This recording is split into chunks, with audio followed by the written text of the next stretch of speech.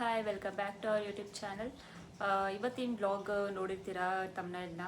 ಏನು ನನ್ನ delivery experience ಹೇಗಿತ್ತು, ಮತ್ತು ನನಗೆ ನಾರ್ಮಲ್ ಡೆಲಿವರಿ ಆಯಿತಾ, ಸಿ ಸೆಕ್ಷನ್ ಆಯಿತಾ, ಗಂಡು ಪಾಪು ಆಯಿತಾ, ಹೆಣ್ಣು ಪಾಪು ಆಯಿತಾ, ಇದ್ರ ಬಗ್ಗೆ ತುಂಬ ಜನ ಡಿ ಎಮ್ ಮಾಡ್ತಿದ್ವಿ ಇನ್ಸ್ಟಾಗ್ರಾಮಲ್ಲಿ ಆಗಿರ್ಬೋದು ಮತ್ತು ಯೂಟ್ಯೂಬಲ್ಲಿ. ಸೊ ಇದ್ರ ಬಗ್ಗೆ ಎಕ್ಸ್ಪೀರಿಯೆನ್ಸ್ ನಾನು ಕೂಡ ಹೇಳಿದೆ ನನ್ನ ಹಿಂದೆ ಹಾಸ್ಪಿಟಲ್ ಲಾಗ್ ಆಗಿದಾಗ ಹೇಗಿತ್ತು ಎಕ್ಸ್ಪೀರಿಯೆನ್ಸ್ ನೆಕ್ಸ್ಟ್ ವಿಡಿಯೋ ಮಾಡಿ ಹೇಳ್ತೀನಿ ಅಂತ ಹೇಳಿದೆ. So after A long time ಇವಾಗ ಫ್ರೀ ಆಗಿದ್ದೀನಿ ಸ್ವಲ್ಪ. ಅಂದರೆ ಗೊತ್ತಿರುತ್ತೆ ನಿಮಗೇ, ಆಮೇಲೆ ಪಾಪು ಡೆಲಿವರಿ ಆದಮೇಲೆ ಎಷ್ಟು ಕೆಲಸ ಇರುತ್ತೆ, ಎಷ್ಟು ಇರುತ್ತೆ, ಫ್ರೀ ಅಂತ ಆಗೋದೇ ಇಲ್ಲ. ಫ್ರೀ ಮಾಡಿಕೊಂಡು ಇನ್ಮೇಲೆ ಸ್ಟಾರ್ಟ್ ಮಾಡೋಣ ಅಂತ ಹೇಳಿ ವಿಡಿಯೋ ಮಾಡ್ತಾಯಿದ್ದೀನಿ. ಸೊ ಫಸ್ಟ್ ಆಫ್ ಆಲ್ ನನಗೆ ಡೆಲಿವರಿ ಪೇಯ್ನ್ ಬರಲಿಲ್ಲ ಸ್ಟಾರ್ಟಿಂಗು. ಅಂದರೆ ನನಗೆ ಅವರು ಡಿ ಡೇಟ್ ಕೊಟ್ಟಿದ್ದು ಬಂದುಬಿಟ್ಟು 28 ಮೇ ಕೊಟ್ಟಿದ್ದು ನನಗೆ. ಬಟ್ ನನಗೆ ಡೆಲಿವರಿ ಆಗಿದ್ದು 22. ಸೊ ಎಲ್ರಿಗೂ ಎರಡೇ ಡೇಟ್ ಕೊಟ್ಟಿರ್ತಾರಲ್ಲ, ಅಂದರೆ ಆ್ಯಸ್ ಪರ್ LMP ಒಂದು, ಆ್ಯಸ್ ಪರ್ ಅಲ್ಟ್ರಾಸೌಂಡ್ ಸ್ಕ್ಯಾನ್ಸ್ ಒಂದು. ನನಗೆ ಆ್ಯಸ್ ಪರ್ LMP 20th ಕೊಟ್ಟಿದ್ದರು, ಮತ್ತು ಆ್ಯಸ್ ಪರ್ ಸ್ಕ್ಯಾನು 28 ಕೊಟ್ಟಿದ್ದರು. ಬಟ್ ನನಗಾಗಿದ್ದು 22. ಅಂದರೆ ಅವತ್ತು ಆ್ಯಕ್ಚುಲಿ ಏನಾಯಿತು ಅಂತಂದರೆ ನೈಟು 10 o'clock ಆಗಿತ್ತು. ಅವತ್ತು ಥರ್ಸ್ಡೇ ಆಗಿತ್ತು. ಅವತ್ತು ನನಗೇನು ಡೆಲಿವರಿ ಪೇಯ್ನ್ ಬರಲಿಲ್ಲ, ಏನಿಲ್ಲ. ನೈಟ್ 10 ಆಗಿ ನಾನು ಮಲ್ಕೊಳಕ್ಕೆ ಜಸ್ಟ್ ಅನೀಸಿ ಫೀಲ್ ಆಗ್ತಿತ್ತು, ಏನೋ ಒಂಥರ ಗೊತ್ತಿಲ್ಲ. ಯೂಶ್ವಲಿ ನಾನು ಆ ಥರ ಇರ್ತಿರ್ಲಿಲ್ಲ, ಏನೋ ಒಂಥರ ಸುಸ್ತು ಈ ಥರ ಅಂತಲೇ ಹೇಳೋಕ್ಕಾಗಲ್ಲ. ಅಂದರೆ ಜಾಸ್ತಿ ಯೂರಿನ್ ಪಾಸ್ ಮಾಡ್ತಿದ್ದೆ, ಅಂದರೆ ಎವ್ರಿ 1 ಮಿನಿಟ್ಗೂ ಬರ್ತಾನೆ ಇತ್ತು, ವಿತೌಟ್ ಮೈ ಕಂಟ್ರೋಲ್. ಬಟ್ ಅದು ಅಮ್ನಿಯೋಟಿಕ್ ಫ್ಲೂಯಿಡ್ ಲೀಕೇಜ್ ಅಲ್ಲ, ಯೂರಿನ್ನೇ ಪಾಸ್ ಆಗ್ತಿದ್ದು. ಅದೊಂದು ನನಗೆ ಏನೋ ಮಿಸ್ ಹೊಡಿತಿದೆ ಆಗ್ಬೋದು ಅನ್ನೋದೊಂದು ಸ್ವಲ್ಪ ಇತ್ತು.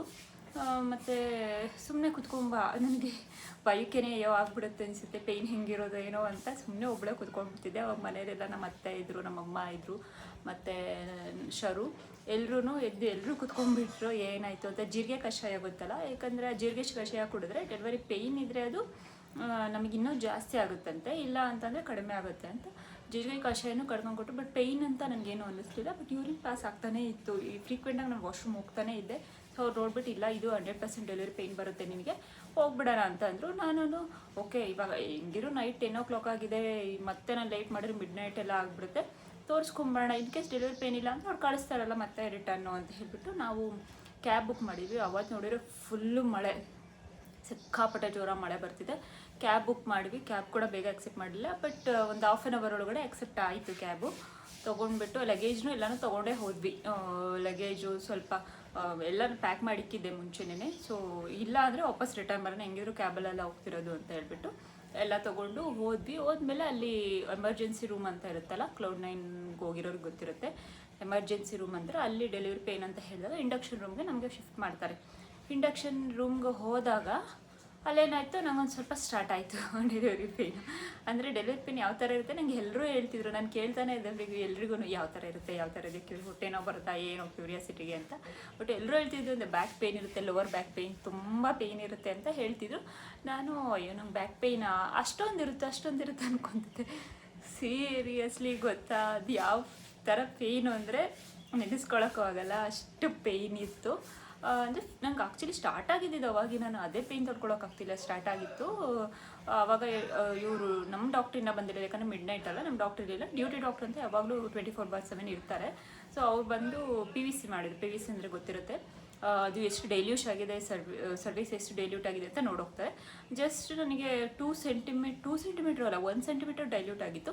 ಅವರು ದಿಸ್ ಇಸ್ ಡೆಲಿವರಿ ಪೇಯ್ನ್ ಅಂತ ಹೇಳಿ ಅಬ್ಸರ್ವೇಷನಲ್ಲಿ ಇಟ್ಟಿದ್ರು. ಅಂದರೆ ಪಾಪದ್ದು NT ಸ್ಕ್ಯಾನ್ ಅಂತ ಮಾಡ್ತಾರೆ, NT ಸ್ಕ್ಯಾನ್ ಅಲ್ಲ, ಏನದು ಇದನ್ನು ಚೆಕ್ ಮಾಡ್ತಾರಲ್ವ, ಹಾರ್ಟ್ ಬೀಟು ಮತ್ತು ಕಾಂಟ್ರಾಕ್ಷನ್ಸ್ ನಮಗೇನಾದರೂ ಆಗ್ತಿದೆಯಾ ಅದನ್ನೆಲ್ಲ ಚೆಕ್ ಮಾಡ್ತಾರಲ್ಲ, NST ಹಾಕಿದ್ರು.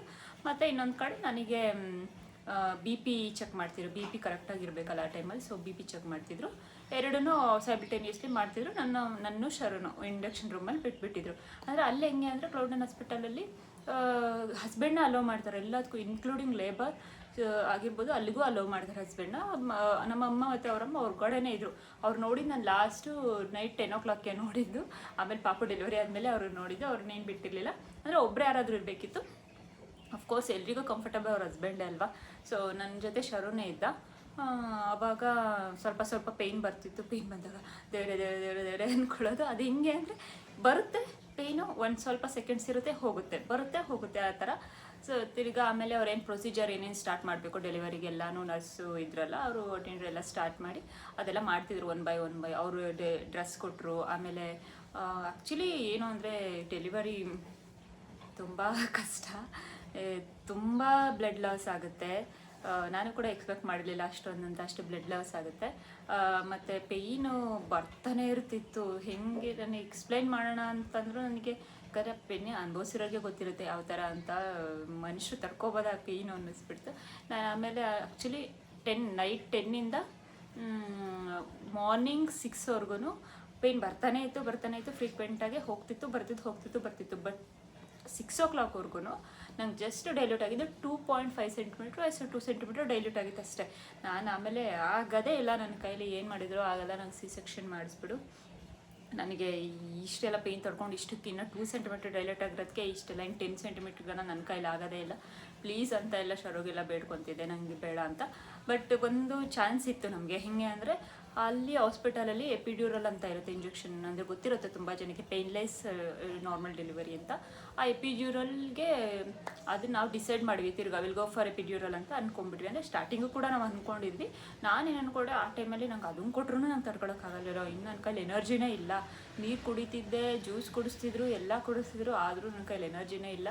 ಅಷ್ಟು ಸಾಕಾಗ್ಬಿಟ್ಟಿತ್ತು. ಕಣ್ಣಲ್ಲಿ ಒಂದು ಸ್ವಲ್ಪ ನಿದ್ದೆ ಇನ್ನೆಲ್ಲ ಬರುತ್ತೆ, ಅಷ್ಟು ಪೇಯ್ನಲ್ಲಿ ನಿದ್ದೇನೂ ಇಲ್ಲ ಏನಿಲ್ಲ. ಅವನು ನಿದ್ದೆ ಮಾಡಿಲ್ಲ.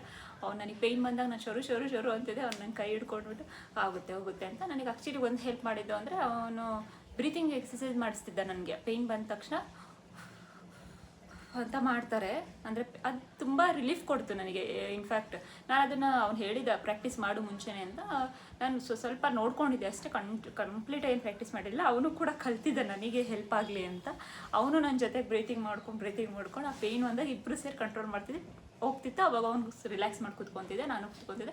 ತಿರ್ಗಿ ಎವ್ರಿ 5 minutes ಶರು ಅಂತ ಹೋಗ್ತಿದ್ದೆ. ಅವ್ನು ಬರ್ತಿದ್ದೆ, ಕೈ ಹಿಡ್ಕೊತಿದ್ದೆ, ಹೇಗೇನು ಬ್ರೀತಿಂಗ್ ಎಕ್ಸಸೈಸ್ ಮಾಡ್ತಿದ್ದೆ, ಸರಿ ಆಗ್ತಿತ್ತು, ಕೂತ್ಕೊತಿದ್ದೆ. ಅದೇ ಥರನೇ ಟಿಲ್ 6 o'clockವರೆಗೂ ಅದೇ ಥರನೇ ಮಾಡೀವಿ. ಆಮೇಲೆ ನನ್ನ ಕೈಲಾಗಲ್ಲ ಅಂತ ಹೇಳಿದಾಗ ಅವನು ಡಾಕ್ಟರ್ನ ಕತೆ, ಇಲ್ಲ ಪ್ಲೀಸ್ ಕೊಟ್ಬಿಡಿ ಇಂಜೆಕ್ಷನ್, ಎಪಿಡ್ಯೂರಲ್ ಕೊಟ್ಬಿಡಿ ಅಂತ ಹೇಳಿ ಕೊಡಿಸ್ತಾ. ಆ ಇಂಜೆಕ್ಷನ್ ತಡ್ಕೊಳ್ಳೋಕ್ಕೂ ಆಗ್ತಿಲ್ಲ ನಂಗೆ ಕೊಡ್ಬೇಕಾದ್ರೆ. ಅಷ್ಟು ಪೇಯ್ನು, ಬ್ಯಾಕ್ ಪೇಯ್ನು, ಕಾಂಟ್ರಾಕ್ಷನ್ಸು ಆಗ್ತಾನೆ ಇಲ್ಲ, ಆಗಲ್ಲ ಅಂದ್ಕೊಂಡು ಕಡೆಗೆ ಒಂದು 6 o'clockಗೆ ಮತ್ತೆ ಬಂದು ಚೆಕ್ ಮಾಡಿದ್ರು. ಒಂದು 4 ಸೆಂಟಿಮೀಟ್ರ್ ಅದನ್ನು ಕೊಟ್ಮೇಲೆ, ಇಂಜೆಕ್ಷನ್ ಕೊಟ್ಮೇಲೆ ಆ್ಯಕ್ಚುಲಿ ಲೇಟ್ ಆಗುತ್ತೆ ಅಂತ ಹೇಳಿದರು ಎಲ್ಲರೂ ನಮಗೆ. ಅದನ್ನು ಕೊಟ್ಮೇಲೆ ಇನ್ನೂ ಲೇಟ್ ಆಗುತ್ತೆ, ನನಗೆ ಆಫ್ಟರ್ನೂನ್ ಆಗೋದು ಇನ್ನೂ ಡೆಲಿವರಿ ಅಂತ ಡಾಕ್ಟರ್ ಹೇಳಿದರು. ಬಟ್ ಇನ್ಫ್ಯಾಕ್ಟ್ ನನಗೆ ಏನೋ ದೇವ್ರಿಗೆ ನಾನು ರಾಘವೇಂದ್ರ ಬೇಡ್ಕೊತಾನೆ ಇದೆ. ನಾನು ತುಂಬ ನಂಬಿರೋ ದೇವ್ರು ಬಂದಿದ್ದು ರಾಘವೇಂದ್ರ, ಪಡ್ಕೊತಾನಿದೆ. ವಿತಿನ್ 1 ಅವರಲ್ಲಿ ಡೆಲಿವರಿ ಆಯಿತು ಗೊತ್ತಾ. ಅದಾದಮೇಲೆ 2 ಸೆಂಟಿಮೀಟರ್ ಇದ್ದಿದ್ದು 10 ಸೆಂಟಿಮೀಟರ್ ಡೈಲ್ಯೂಟಾಗಿ ಡೆಲಿವರಿ ಆಯಿತು. ನನ್ನ ನಾರ್ಮಲ್ ಡೆಲಿವರಿ ಆಗುತ್ತೆ ಅಂತ ಅಂದ್ಕೊಂಡೇ ಇರಲಿಲ್ಲ. ಎಲ್ಲರೂ ಇನ್ಫ್ಯಾಕ್ಟ್ ಹೇಳ್ತಿದ್ರು ನನಗೆ, ನೀನಿಗೆ ನಾರ್ಮಲ್ ಡೆಲಿವರಿ ತಡ್ಕೊಳಕ್ಕಾಗಲ್ಲ, ನಿನ್ನ ಕೈಲಿ ಆಗಲ್ಲ ಅಂತ. ಬಟ್ ನಾನೇನು ಪ್ರೆಗ್ನೆನ್ಸಿನಲ್ಲಿ ಅಂಥ ಪ್ರಿಪ್ರೇಷನ್ ಅಂತ ನಿಜ ಏನೂ ಮಾಡ್ಕೊಂಡಿಲ್ಲ. ನಾನು ಮಾಡ್ತಿದ್ದು ಇಷ್ಟೇ, ಬೆಳಗ್ಗೆ ಎದ್ಬಿಟ್ಟು ವಾಕಿಂಗ್ ಮಾಡಿ ಸ್ವಲ್ಪ ಬರ್ತಿಂಗ್ ಬೌಲ್ ಎಕ್ಸಸೈಸ್ ಅಂತ ಶುರು ಮಾಡಿಸ್ತಿದ್ದೆ. ಅದು ತರಿಸಿದ್ದಲ್ಲ ವೇಸ್ಟ್ ಆಗಿಬಿಡುತ್ತೆ ಅಂತ ನಾನು ಎಕ್ಸಸೈಸ್ ಮಾಡ್ತಿದ್ದೆ. ಅದನ್ನು ಕಂಪಲ್ಸರಿ ಮಾಡಬೇಕು. ಬಟ್ ಫುಡ್ ಎಲ್ಲ ಡ್ರೈ ಫ್ರೂಟ್ಸು ಅದು ಇದು ತುಂಬ ಫಾಲೋ ಮಾಡ್ತಿದ್ದೆ, ಇಲ್ಲ ಅಂತಲ್ಲ, ಕಂಪ್ಲೀಟು ಫಾಲೋ ಮಾಡ್ತಿದ್ದೆ. ಅದರಿಂದನೂ ಆಗಿರ್ಬೋದು, ಎಲ್ಲನೂ ಕಂಪ್ಲೀಟ್ ಸೇರಿನೂ ನಾನು ನಾರ್ಮಲ್ ಡೆಲಿವರಿ ಆಗೋ ಥರ ಆಗಿರ್ಬೋದು. ಅಂದರೆ ನನಗೆ ನಾರ್ಮಲ್ ಡೆಲಿವರಿ ಕಾರಣವೇ ಶುರು ನಾನಂತ ಹೇಳ್ತೀನಿ. ಅಷ್ಟು ಅವ್ರು ನಾನು ಪ್ರಿಪೇರ್ ಮಾಡಿದ್ದ, ಮುಂಚೆ ಮೆಂಟಲಿ ಪ್ರಿಪೇರ್ ಮಾಡಿದ್ದ, ಮತ್ತು ಎಲ್ಲ ಫುಡ್ ಆಗಿರ್ಬೋದು, ಎಕ್ಸಸೈಸ್ ಆಗಿರ್ಬೋದು ಎಲ್ಲ ಮಾಡಿಸಿದ್ದೆ.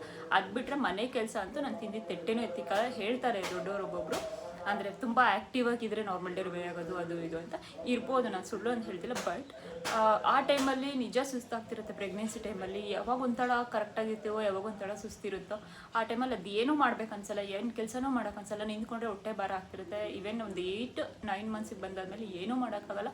ನಾನು ಹೇಳ್ಬಿಡ್ತಿದ್ದೆ ಮನೆಗೆ ಏನಾದರೂ ಯಾರಾದರೂ ಅಂತ ಹೇಳಿದಾಗ, ಪರವಾಗಿಲ್ಲ ನಾನು C-section ಮಾಡಿಸ್ಕೊತೀನಿ, ನನಗೇನು ಹೇಳಬೇಡಿ ಅಂತಲೇ ಹೇಳ್ಬಿಡ್ತಿದ್ದೆ. ನಿನಗಾಗೋದೇ ಇಲ್ಲ ನನಗೆ ಇದು ಮಾಡ್ತಿದ್ರು. ಬಟ್ ನನಗೆ ನಾರ್ಮಲ್ ಡೆಲಿವರಿ ಆಗುತ್ತೆ ಆಗಿದ್ದು ನನಗೆ ತುಂಬ ಖುಷಿ ಆಯಿತು. ಯಾಕಂದರೆ ನಿಜ ಆ ಟೈಮಲ್ಲಿ ಪ್ರೆಷರ್ ಕೊಡಬಾರ್ದು, ಆ್ಯಕ್ಟಿವ್ ಆಗಿರಬೇಕು. 100 ಜನ 108 ಹೇಳ್ತಾರೆ, ಏನು ತಲೆ ಕೆಡಿಸ್ಕೊಬೇಡಿ, ಏನು ಮಾಡಬೇಕು ಅದು ಮಾಡಬೇಕು. ಎಕ್ಸಸೈಸ್ ಮಾಡಿ, ಖಂಡಿತ ಎಕ್ಸಸೈಸ್ ಹೆಲ್ಪ್ ಆಗುತ್ತೆ ನಿಮಗೆ. ನಿಮ್ಮ ಡಯಟ್ ಫಾಲೋ ಮಾಡಿ. ಡಯಟ್ ಅಂದರೆ ಆ ಥರ ಫುಲ್ ಡಯಟ್ ಅಲ್ಲ, ಫುಡ್ ಏನೇನು ತಿನ್ನಬೇಕು ಏನೇನು ತಿನ್ನಬಾರ್ದು, ಹೊರ್ಗಡೆ ಫುಡ್ ತಿನ್ನಬಾರ್ದು ಅಂತಾರೆ. ನಾನು ಇದು ಪಾನಿಪುರಿ ತಿಂತಿದ್ದೆ, ಎಲ್ಲನೂ ತಿಂದೆ, ಬಟ್ ಹೈಜಿನಿಕ್ ಆಗಿರಬೇಕು. ಅದು ಆ ಥರ ತಿನ್ನಬೇಕು. ಯಾವಾಗಲೂ ತಿನ್ನೋದಿಲ್ಲ, ತುಂಬ ರೇರಾಗಿ ತಿಂತಿದ್ದೆ, ವೀಕ್ಲಿ ಒನ್ಸು.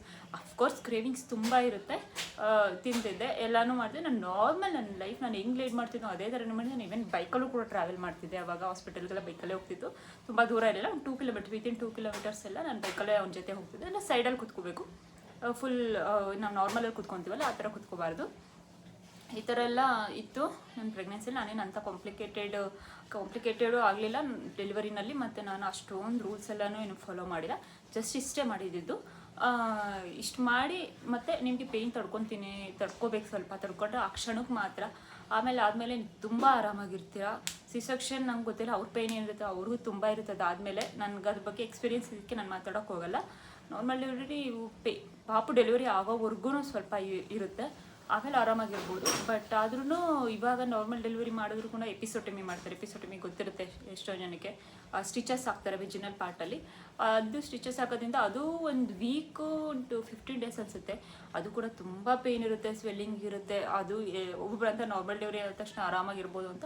ಅದೊಂದು ನನಗೆ ತುಂಬ ಹಿಂಸೆ ಅನ್ನಿಸ್ತು. ಅಂದರೆ ನಾವು ಬ್ರೆಸ್ಟ್ ಫೀಡ್ ಮಾಡಬೇಕು ಅಂತ ಕುತ್ಕೊಳ್ಳೋಕ್ಕಾಗ್ತಿರ್ಲಿಲ್ಲ, ಕುತ್ಕೊಂಡೇ ಕೊಡಬೇಕು ಅಂತ ಇರ್ತಿತ್ತು. ಅದೊಂದು ಸ್ವಲ್ಪ ಹಿಂಸೆ ಅನ್ನಿಸ್ತು. ಬಟ್ ಅದು ಕೂಡ ಬರ್ತಾ ಡೇ ಬೈ ಡೇ ಅದು ಕೂಡ ಎಲ್ಲ ಸರಿ ಹೋಗುತ್ತೆ, ಆರಾಮಾಗಿ ಆಗ್ಬೋದು. ಇಷ್ಟೇ ನನ್ನ ನಾರ್ಮಲ್ ಡೆಲಿವರಿ ಆಗಿದ್ದು. ಬೇಗನೆ ಆಯಿತು. ನಾನು 6 o'clock ಇತ್ತು, 6:30 ಬಂದು ಚೆಕ್ ಮಾಡಿದ್ರು 4 centimeter ಆಗಿತ್ತು. ಆಮೇಲೆ 7 o'clock ಬಂದಿದ್ರು 7 centimeter ಆಗಿತ್ತು. ಇಮಿಡಿಯೇಟ್ ನಮ್ಮ ಡಾಕ್ಟರ್ಗೆ ಕಾಲ್ ಮಾಡಿದ್ರು, ಇಲ್ಲ ಆಗ್ಬಿಡುತ್ತೆ ಇವ್ರಿಗೆ ಬೇಗ ಬನ್ನಿ ಅಂತ. ನಮ್ಮ ಡಾಕ್ಟರ್ ವಿತಿನ್ ಒಂದು 20 minutesಲ್ಲಿ ಬಂದುಬಿಟ್ರು. ನನಗೆ 7:45 7:46 ಅನಿಸುತ್ತೆ ನಾರ್ಮಲ್ ಡೆಲಿವರಿನೇ ಆಯಿತು. ಮತ್ತು ನನಗೆ ಯಾವ ಪಾಪು ಅಂತ ಕೇಳ್ತಿದ್ರಿ. ಅಫ್ಕೋರ್ಸ್ ಒಬ್ಬೊಬ್ರಿಗೆ ಗೊತ್ತಿರುತ್ತೆ, ನಾನು ಆಗಲೇ ಇನ್ಸ್ಟಾಗ್ರಾಮ್ ಪೋಸ್ಟಲ್ಲಿ ಎಲ್ಲ ಹಾಕಿದ್ದೆ. ನಮಗೆ ಗರ್ಲ್ ಬೇಬಿ ಆಯಿತು. ಇನ್ನೊಂದು ವಿಡಿಯೋ ಮಾಡ್ತೀನಿ ನಿಮಗೆ, ಯಾವ್ಯಾವ ಸಿಂಪ್ಟಮ್ಸಿಂದ ಬಾಯ್ ಬೇಬಿ ಗರ್ಲ್ ಬೇಬಿ ಅಂತ ಹೇಳ್ತಾರಲ್ಲ ಅದು ನಿಜ ಸುಳ್ಳ ಅಂತ ಇನ್ನೊಂದು ವಿಡಿಯೋ ಮಾಡಾಕ್ತೀನಿ. ನನಗೆ ಗರ್ಲ್ ಬೇಬಿ ಆಯಿತು. ನಮ್ಮ ಶರುಗಂತೂ ತುಂಬ ಇಷ್ಟ ಆಯಿತು ಅವನಿಗೆ. ಅಂದರೆ ಈಗಿನ ಕಾಲದಲ್ಲಿ ಏನೋ ಗೊತ್ತಿಲ್ಲ, ಹುಡುಗರಿಗೆ ಗರ್ಲ್ ಬೇಬಿ ಅಂದರೆ ತುಂಬ ಇಷ್ಟ ಆಗುತ್ತೆ ಅನಿಸುತ್ತೆ. ಅವನಂತೂ ತುಂಬ ಯಾವಾಗ ಹೇಳ್ತಿದ್ದ ನಂಗೆ ಗರ್ಲ್ ಬೇಬಿನೇ ಬೇಕು ಅಂತ. ಪಾಪು ಆಗಿದ ತಕ್ಷಣ ಅವನೇನು ಮಾಡ್ಬಿಟ್ಟು ನನ್ನ ಜೊತೆನೇ ಇದ್ದ. ಇನ್ನೇನು ಡೆಲಿವರಿ ಆಗಿ ಪಾಪನ ತೊಗೊಂಡು ಹೋದ್ರು. ಅವ್ರು ಆ ಕಡೆಗೆ ಏನೇನೋ ಪ್ರೊಸೀಜರ್ ಇರುತ್ತಲ್ಲ ಪಾಪುಗೂ ಮಾಡೋಕ್ಕೆ ಅಂತ ತೊಗೊಂಡೋದ್ರು. ಅವ್ನು ನನ್ನ ಕೈನೇ ಬಿಟ್ಬಿಟ್ಟು ಪಾಪು ಹಿಂದೆ ಹೋಗ್ಬಿಟ್ಟ. ನಾನು ಹೇಳಿದೆ ನಂಗೆ ಪಾಪ ಆದ ತಕ್ಷಣ ನೀನು ನನ್ನ ಜೊತೆಗೆ ಇರಬೇಕು ಅಂತ. ಬಟ್ ಏನಿಲ್ಲ, ಮಗಳು ಬಂದ ತಕ್ಷಣ, ಮಗ ಬಂದಿರೋ ಮೋಸ್ಟ್ಲಿ ನನ್ನ ಜೊತೆನೇ ಇರ್ತಿದ್ದೆ ನಾವು. ಮಗಳು ಬಂದ ತಕ್ಷಣ ಅಲ್ಲೇ ಬಿಟ್ಟು ಅಲ್ಲೇ, ಅಂದರೆ ಬೇರೆ ರೂಮ್ಗಲ್ಲ, ನನ್ನ ಎದುರಿಗೇನೆ ಪಾಪನ ಕರ್ಕೊಂಡೋಗಿದ್ರು. ಅಲ್ಲೇ ಅವ್ನು ಅದನ್ನೇ ನೋಡ್ಕೊಂಡು ಕೈಯೆಲ್ಲ ಇಟ್ಕೊಂಡು ಆಟಾಡಿಸ್ಕೊಂಡು ಕವು ನಂತರನೇ ಇದೆ ಅಂತ ಏನೋ ಒಂಥರ ಫುಲ್ ಖುಷಿ. ಅವನು ನೋಡಿಬಿಟ್ಟೆ ನಂಗೆ ಅರ್ಧ ಖುಷಿ ಆಯಿತು. ಅಲ್ಲಿ ಎಷ್ಟೇ ಪೇಯ್ನ್ ಇದ್ರೂ ಪೇಯ್ನ್ ಹೋಯ್ತು, ಅವನಿಗೆ ಖುಷಿ ಆಯ್ತಲ್ಲ ಬಿಡು, ಅವನು ಇಷ್ಟಪಟ್ಟಂಗೆ ಗರ್ಲ್ ಬೇಬಿ ಆಯ್ತಲ್ಲ ಅಂತ. ಅಫ್ಕೋರ್ಸ್ ಹುಡುಗಿರಿಗೆ ಸ್ವಲ್ಪ ಇರುತ್ತೆ, ಗಂಡು ಪಾಪು ಆಗಬೇಕು ಹೆಣ್ಣು ಪಾಪು ಆ ಥರ ಎಲ್ಲ ಹುಡುಗಿರಿಗೆ ಸ್ವಲ್ಪ ಇರುತ್ತೆ. ಬಟ್ ಹುಡುಗರಿಗೆ ಗರ್ಲ್ ಬೇಬಿ ಅಂತ ಈಗಿನ ಕಾಲದಾಗ ಹೇಳೋದು ನೋಡಿ ಖುಷಿ ಆಗುತ್ತೆ. ನನಗೂ ಖುಷಿ ಆಯಿತು, ತುಂಬ ಖುಷಿ ತಂಗದು. ನನಗೂ ತುಂಬಾ ಇಷ್ಟ ಆಗಿದೆ ನನ್ನ ಮಗಳು ಬಂದಮೇಲೆ ಏನೋ ಒಂಥರ ಖುಷಿ, ಅವಳ ಮುಖ ನೋಡ್ತಿದ್ದಂಗೆ ಖುಷಿ. ನೆಕ್ಸ್ಟ್ ವಿಡಿಯೋಸ್ ನೋಡ್ತಿರ್ತೀರ, ಮುಂದೆ ಎಲ್ಲನೂ ವಿಡಿಯೋಸ್ ಮಾಡ್ತೀನಿ. ಮತ್ತು ನನ್ನ ಬಾಣಂತನೂ ಹೇಗಿದೆ ಎಲ್ಲ ಅದನ್ನು ಕೂಡ ವಿಡಿಯೋ ಮಾಡ್ತೀನಿ. ಯಾವ್ದು ನಂಬಬೇಕು, ಬಾಣಂತನದಲ್ಲಿ ಯಾವ್ದು ನಂಬಬೇಕು ನಂಬಾರ್ದು ಅಂತ ಅದರಲ್ಲೂ ತುಂಬ ಇದ್ದಾವೆ. ಹಿಂಗೆ ಇರಬೇಕು ಹಾಗೆ ಇರಬೇಕು ಅಂತ, ಅದು ಕೂಡ ಎಲ್ಲ ರಿಸ್ಟ್ರಿಕ್ಷನ್ಸ್. ನಾನೇನು ಫಾಲೋ ಮಾಡ್ತಾಯಿದ್ದೀನಿ ಮಾಡ್ತಿಲ್ಲ, ಅದರಿಂದ ಏನು ಎಫೆಕ್ಟ್ ಆಗುತ್ತೆ ಅದನ್ನು ಕೂಡ ವಿಡಿಯೋ ಖಂಡಿತ ಮುಂದೆ ಮಾಡ್ತೀನಿ. ಹೀಗೆ ನಮ್ಮ ಚಾನಲ್ನ ಸಬ್ಸ್ಕ್ರೈಬ್ ಮಾಡಿ ನೋಡ್ತಾ ಇರಿ.